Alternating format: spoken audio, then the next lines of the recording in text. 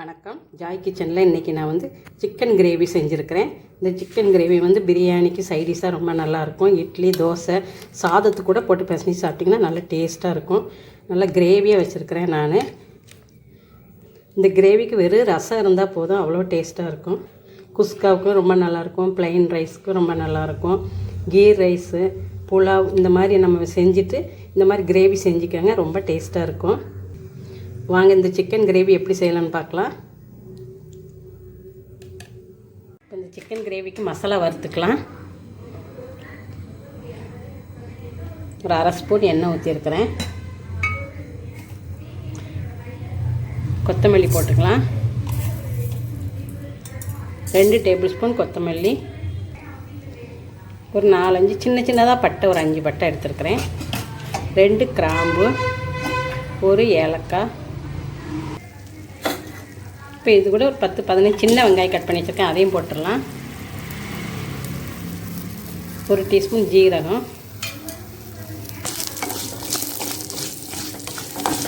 இப்போ இதையெல்லாம் சிம்மிலேயே வதக்கிக்கலாம். கொஞ்சமாக கருவேப்பிலையும் போட்டுக்கலாம். இப்போ இது கூடவே 3 பாதாம், 2 முந்திரி போட்டிருக்கேன். ஒரு அரை ஸ்பூன் கசகசாவும் போட்டுக்கலாம். முந்திரியும் பாதாம் உங்களுக்கு விருப்பம் இருந்தால் போட்டுக்கோங்க. போட்டிங்கன்னா ஒரு நல்ல டேஸ்ட் கொடுக்கும் இந்த கிரேவி, அதுக்காக தான் நான் போட்டிருக்கிறேன். கூட 3 காஷ்மீர் மிளகாய், சின்னதாக ஒரு 5 காஞ்ச மிளகாய் போட்டிருக்கிறேன். கடைசியில் பெப்பர் பொடி போடுவேன், அதனால் காரம் மட்டும் நீங்கள் உங்களுக்கு தேவைக்கு ஏற்றாப்புல போட்டுவிடுங்க. காஷ்மீர் மிளகாய் காரம் இருக்காது, அது கலருக்காக தான். அது போடணும்னு இல்லை, உங்கள்கிட்ட இருந்தால் போட்டுக்கோங்க, இல்லைன்னா இன்னும் 2 மிளகாய் கூட அதிகமாக சேர்த்துக்கோங்க. இப்போ இதையெல்லாம் வதக்கிக்கலாம். இப்போ இது கூட உங்கள்கிட்ட சோம்பு இருந்ததுன்னா 1 டீஸ்பூன் சோம்பு போட்டுக்கோங்க. என்கிட்ட சோம்பு இல்லை, அதனால் சோம்பு பொடி கடைசியில் போட்டுக்கிறேன். இதெல்லாம் வறுத்ததுக்கப்புறம் கடைசியில் சோம்பு பொடி போட்டுக்கலாம். இப்போவே போட்டோம்னா கருகிரும். இப்போ கொத்தமல்லி எல்லாம் நல்லா வறுபட்டுச்சு. இதில் 1 ஸ்பூன் இஞ்சி பூண்டு பேஸ்ட்டு போட்டுக்கலாம். 1 டீஸ்பூன் இஞ்சி பூண்டு பேஸ்ட்டு. நீங்கள் இஞ்சி பூண்டு பேஸ்ட்டு வேண்டான்னா ஒரு 10 போல் பூண்டும், ஒரு சின்ன சைஸு இஞ்சியும் போட்டுக்கோங்க. போட்டு இதோடையே வதக்கிக்கோங்க.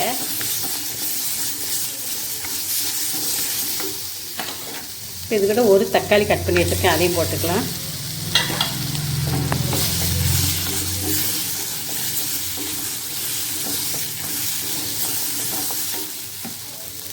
மூணு டேபிள் ஸ்பூன் தேங்காய் சிறுகி வச்சுருக்கேன், அதையும் போட்டுக்கலாம். மிக்சியில் தான் தூள் பண்ணி வச்சுருக்கேன், இதையும் போட்டுக்கலாம்.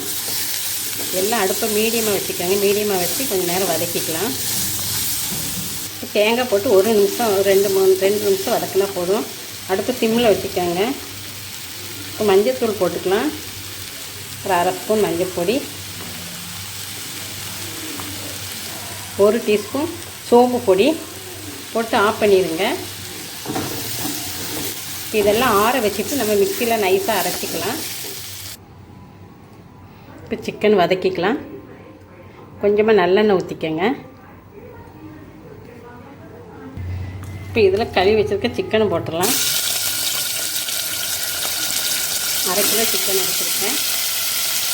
இந்த சிக்கனை நல்லா எண்ணெயிலே கொஞ்சம் வதக்கிக்கலாம். கொஞ்சம் உப்பு போட்டுக்கலாம் சிக்கனில், அப்போ தான் நல்லா உப்பு பிடிக்கும். அதனால் சிக்கனில் கொஞ்சம் உப்பு போட்டு வதக்கிக்கலாம். நல்லா கலந்து வச்சுக்கலாம். சிக்கன் ஒரு 2 நிமிஷம் அப்படியே நல்லா வதக்கிக்கலாம்.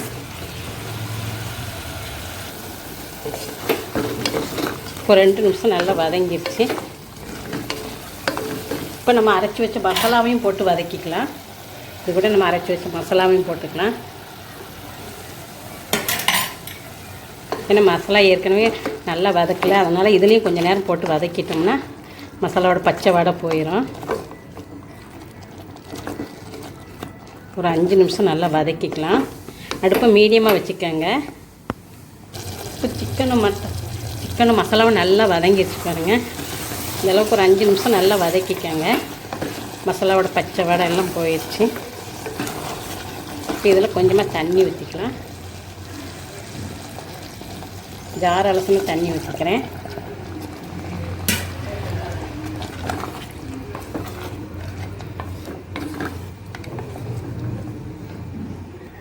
இந்த அளவுக்கு தண்ணி வச்சுருந்திங்கன்னா போதும்.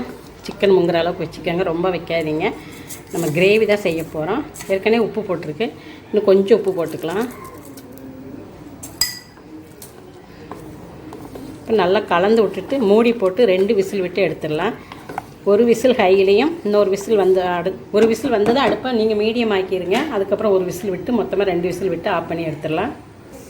இப்போ 2 விசில் விட்டு குக்கர் எடுத்து வச்சாச்சு. இப்போ தாளிச்சிக்கலாம். ஸ்டீம் போகிறக்குள்ள நம்ம இங்கே வெங்காயமெல்லாம் வதக்கிக்கலாம். நல்லெண்ணெய் ஊற்றிருக்கிறேன் கொஞ்சமாக. இப்போ ஆயில் நல்லா ஹீட் ஆகிடுச்சு. ஜீரகம் கொஞ்சம் போட்டுக்கலாம், ஒரு 1/2 ஸ்பூன் ஜீரகம். இப்போ இது கூட 2 பிரிஞ்சி இலை சின்னதாக கட் பண்ணி வச்சுருக்கிறேன். ஒரு அன்னாச்சிப்பூ கொஞ்சமாக போட்டிருக்கேன். ஒரு ஏலக்காய், கல்பாசி கொஞ்சம், ஜீரகம் இருந்தால் ஒரு 1/2 ஸ்பூன் ஜீரகம் போட்டுருக்காங்க. அந்த ஜீரகம் இல்லை, அதனால் நான் போடலை. ஒரு பெரிய வெங்காயம் பொடிசாக கட் பண்ணி வச்சுருக்கேன், அதையும் போட்டுக்கலாம். இந்த வெங்காயத்தை நல்லா வதக்கிக்கலாம். வெங்காயத்தை கொஞ்சம் உப்பு போட்டுக்கலாம். ஏற்கனவே சிக்கன்லேயும் போட்டிருக்கு, அதனால் பார்த்து போட்டுக்கோங்க. இந்த வெங்காயத்தை நல்லா வதக்கிக்கலாம். இப்போ வெங்காயம் நல்லா வதங்கிருச்சு. இந்தளவுக்கு நல்லா வதக்கிக்கோங்க. ஒரு உருளைக்கிழங்கு கட் பண்ணி வச்சுருக்க தோல் எடுத்து அதையும் போட்டுடுங்க. உருளைக்கிழங்கு வேண்டான்னா நீங்கள் போடாமல் கூட செய்யலாம்.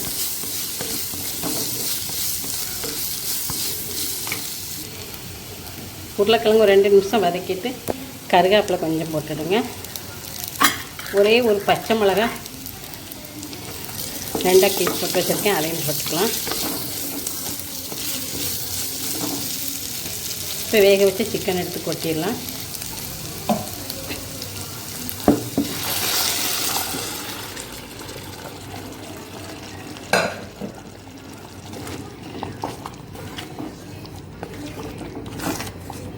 நல்லா குக்கரில் இருக்கிறதெல்லாம் வலித்து போட்டுடலாம். இப்போ கொஞ்சம் குக்கர் அலசின தண்ணி அதையும் ஊற்றிடலாம். இப்போ கொஞ்சம் நேரம் மூடி போட்டு நல்லா இந்த உருளைக்கிழங்கு இந்த மசாலா எல்லாம் நல்லா சுண்டுற வரைக்கும் மூடி போட்டு அடுப்பை மீடியமாக வச்சுக்கோங்க. இப்படி மூடி போட்டு அடுப்பை மீடியமாக வச்சுக்கலாம். ஒரு 5 நிமிஷம் அப்படியே கொதித்து நல்லா வேகட்டும். உருளைக்கிழங்கு நல்லா வேகட்டும், மசாலாவோட பச்சை வாடையும் நல்லா போகட்டும். ஏற்கனவே குக்கரில் வச்சுருந்தோம்னா சீக்கிரம் வெந்துடும்.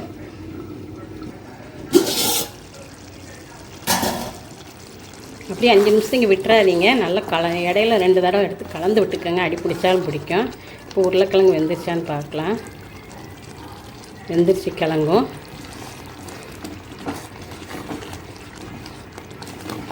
கிழங்கு வேகலைன்னா இன்னும் கொஞ்சம் நேரம் கூட நீங்கள் வேக வச்சுக்கோங்க மூடி போட்டு. இப்போ இதில் 1 ஸ்பூன் பெப்பர் பொடி தூள் பண்ணி வச்சுருக்கேன், அதையும் போட்டுக்கலாம். 1/4 ஸ்பூன் கரம் மசாலா பொடி. இப்போ நல்லா கலந்து விட்டுக்கோங்க.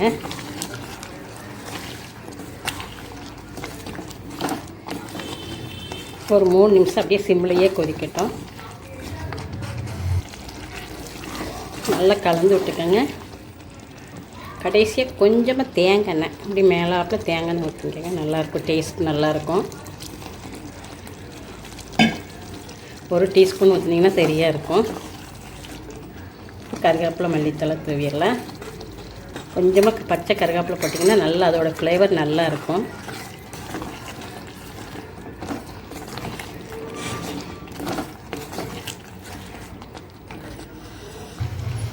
இப்போ ரொம்ப டேஸ்ட்டான சிக்கன் கிரேவி ரெடி.